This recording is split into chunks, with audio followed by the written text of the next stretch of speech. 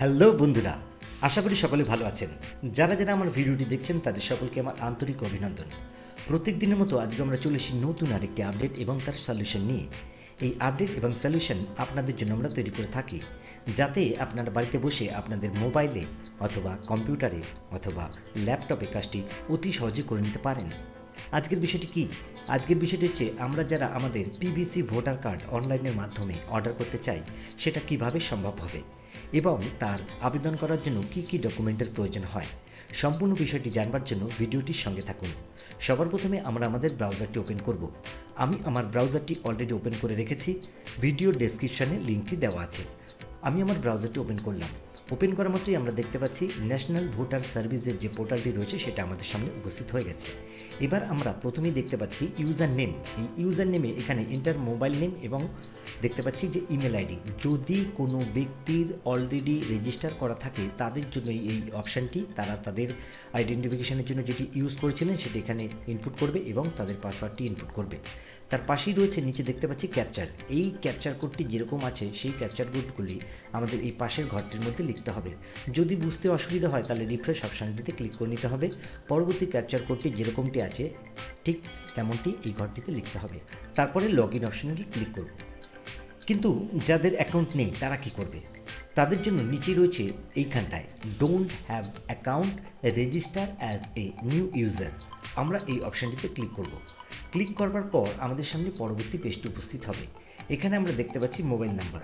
আমাদের ব্যক্তিগত যে মোবাইল নাম্বারটি আছে সেটি আমাদের এখানটা ইনপুট করতে হবে এবং একইভাবে এই ক্যাপচার কোডটি এই পাশের ঘরে লিখতে হবে। তারপর সেন্ড ওটিপি অপশানে গিয়ে ক্লিক করতে হবে। ক্যাপচার কোডটি ইনপুট করা হয়ে গেছে, মোবাইল নাম্বারটি ইনপুট করা হয়ে গেছে। এবার আমরা সেন্ড ওটিপি অপশানে গিয়ে ক্লিক করব। তো সেন্ড ওটিপি অপশানে ক্লিক করলাম। সেন্ড ওটিপি অপশানে ক্লিক করলে আমরা দেখতে পাচ্ছি উপর লেখা আছে সেন্ড ওটিপি। এবার আমাদের মোবাইলে ওটিপিটি আসবে, সেই ওটিপিটি আমাদের এখানটায় ইনপুট করতে হবে। আমাদের ওটিপিটি ইনপুট করা হয়ে গেছে। ভ্যারিফাই অপশানে গিয়ে ক্লিক করব। ভ্যারিফাই অপশানে গিয়ে ক্লিক করলে এরপর আমরা দেখতে পাচ্ছি মোবাইল নাম্বার ইজ ভ্যারিফাইড। আমাদের মোবাইল নাম্বারটি ভ্যারিফাই করা হয়ে গেছে।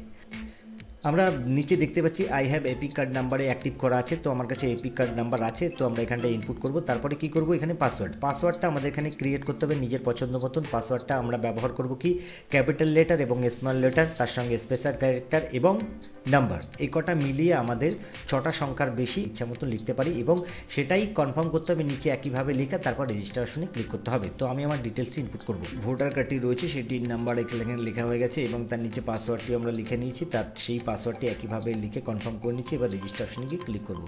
রেজিস্টার অপশানে গিয়ে ক্লিক করার পর আমরা দেখতে পাচ্ছি আমাদের বলছে কি ইউ আর রেজিস্টার সাকসেসফুলি।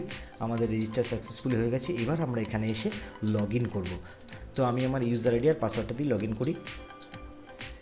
আমাদের ইউজার নেমটি লেখা হয়ে গেছে এবং পাসওয়ার্ডটিও লেখা হয়ে গেছে। ক্যাপচার কোডটি যেরকমটি আছে সেটাও আমরা এখানে লিখে ফেলেছি। এবার লগ ইন অপশানে গিয়ে ক্লিক করব। লগ ইন অপশানে গিয়ে ক্লিক করার মাত্র আমরা দেখতে পাচ্ছি আমাদের সামনে পরবর্তী পেজটি উপস্থিত হয়ে গেছে।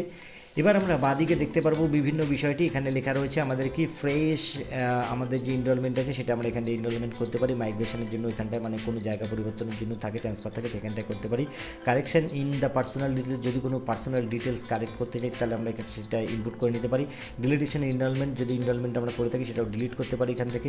এবং replacement of electoral photos identity card epic, এটা কিন্তু আমরা এখানে যারা পিভিসি কার্ডের জন্য অর্ডার করতে চাই তারা এখানটায় গিয়ে ক্লিক করব। তো এখানটায় আমরা গিয়ে ক্লিক করব। আর নিচে লেখা রয়েছে কিন্তু ডাউনলোড এপিক কার্ড, এটা এখনও স্টার্ট হয়নি। আগামী দিনে স্টার্ট হলে নিশ্চয়ই এই নিয়ে আমরা ভিডিও নিয়ে আসবো।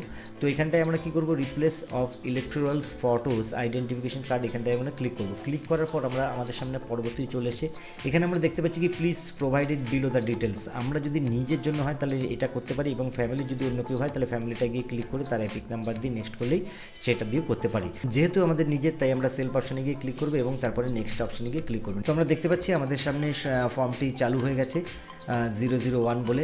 আমরা স্ক্রল ডাউন করে যদি নিচের দিকে নামিয়ে নিয়ে আসি তাহলে আমরা ব্যক্তির সম্পূর্ণ ডিটেলসটি দেখতে পারবো। নিচের দিকে নামিয়ে নিয়ে আসলে আমরা দেখতে পাচ্ছি যে 3খানা অপশান আমাদের সামনে চলে এসছে। আর একটু নিচের দিকে নামিয়ে নিয়ে আসবো যে আমরা কার্ডগুলো কীভাবে কোথা থেকে নিতে চাই। তো আমি বলবো সবথেকে বেস্ট অপশান আমরা আমাদের বিউলোর কাছ থেকে নেব, তাই এই অপশানটিতে গিয়ে ক্লিক করে নেব। ডিক্লারেশনের ঠিক নিচেই রয়েছে যে প্লেসের এখানে আমরা কোন জায়গা বসে আবেদন করছি সেটি এখানটা উল্লেখ করে নেব। তার নিচে রয়েছে ক্যাপচার কোড যেরকমটি আছে এই বাক্সের মধ্যে লিখতে হবে। এখানটায় লেখার পর এখানে সাবমিট অপশনে গিয়ে ক্লিক করব। তো আমি সম্পূর্ণ ডিটেলসটি ইনপুট করি। আমাদের সম্পূর্ণ ডিটেলসটি ইনপুট করা হয়ে গেছে। এবার আমরা সাবমিট অপশনে গিয়ে ক্লিক করলাম।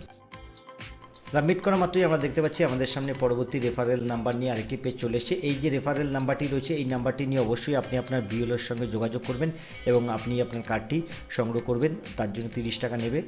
এভাবেই আমাদের কাজটি সম্পূর্ণ হলো। যদি ভিডিওটি ভালো লেগে থাকে অবশ্যই লাইক করবেন, সাবস্ক্রাইব করবেন এবং শেয়ার করবেন। ধন্যবাদ।